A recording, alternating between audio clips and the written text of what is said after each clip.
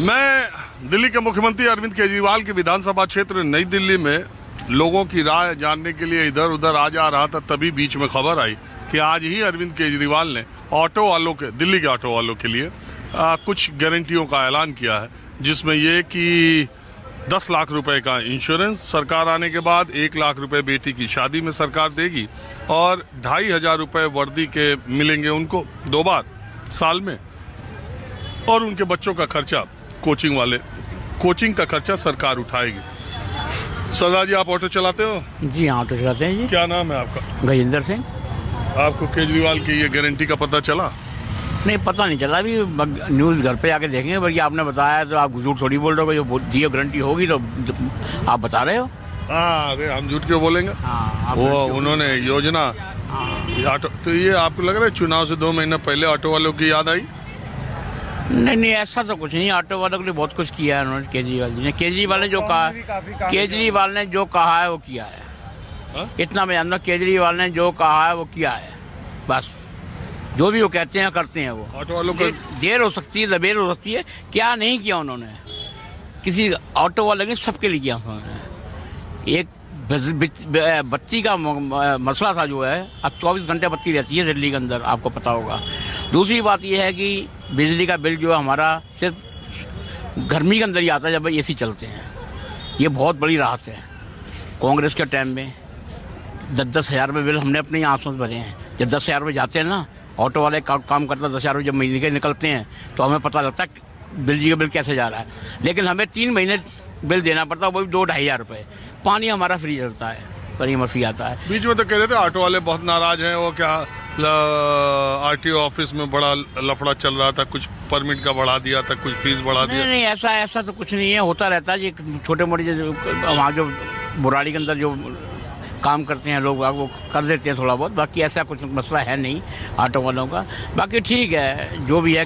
बाकी इतना मैं जानता हूँ, केजरीवाल जो बोलते हैं वो करते हैं, बस। तो ये आपको लगता है कि ऑटो वालों को जो गारंटी दी है उन्होंने, उसका असर ऑटो वालों पर होगा? होना तो चाहिए। जब क्या कहते हैं वर्दी के लिए पैसे मिलेंगे और इंश्योरेंस मिलेगा तो अच्छी बात है। ये तो दिल्ली के ऑटो वाले 2 लाख से ज्यादा कहते हैं कि 2 लाख है शायद दिल्ली में। ज़्यादा ही है, 2 लाख से काफ़ी ज़्यादा। पीछे के चुनाव मैंने देखा था तो ऑटो वालों, जो पहला चुनाव था उसमें तो ऑटो वाले बहुत तगड़ा केजरीवाल के साथ थे। नहीं, अभी भी केजरीवाल के साथ ही है ऑटो वाले, अभी भी केजरीवाल के साथ ही है। 80% तो केजरीवाल जी के साथ ही है। और किस वजह से? ठीक है, हमारे जैसे मजदूर क्लास लोगों के लिए काफ़ी काम कर रही है सरकार, ऐसा नहीं है कि नहीं कर रहे। मेरी बिटिया के गवर्नमेंट स्कूल में पढ़ती है, अच्छा स्कूल है, मैं डेली लेने जाता हूँ, उसके बाद काम पे आता हूँ, अच्छी पढ़ाई होती है। और जो मतलब जिस तरह के स्किल्स हम लोग को नहीं सिखाए जाते थे, आज के टाइम में बच्चों को समझाया जाता है, बताया जाता है। तो आप किस विधानसभा में रहते हैं? मेरी जो विधानसभा है वो, वैसे तो मैं गीता कॉलोनी रहता हूँ, पर कृष्ण नगर विधानसभा लगती है शायद। एसके बग्गा की जगह विकास बग्गा आ गए, उनके बेटे को टिकट दे दिया, उनकी उम्र हो गई थी। तो एसके बग्गा के काम से लोग नहीं, काम ठीक है, वो मतलब अच्छे जनप्रतिनिधि रहे हैं, लोग कभी भी जाके उनसे मिल सकते थे, ऐसा इसीलिए उनके बेटे को दे दिया, बाकी लोगों को तो बदल ही दिया केजरीवाल। ये तो उनका काम है। जो देखो जी, हमें तो इस बात से कोई लेना देना है नहीं। बाकी ये है कि हम तो जब भी उसके पास गए हैं, उनके पास गए हैं तो काम हुआ है। आप भी ऑटो चलाते हैं? नहीं जी, मैं ऑटो नहीं चलाता, मैं पब्लिक हूँ, आम पब्लिक हूँ, मादीपुर विधानसभा से हूँ। ओह, आपकी विधानसभा में तो राखी बिरलान आ गई। हाँ, टिकट उधर बदल के आ गया और पैरासूट आ गया, पैरासूट।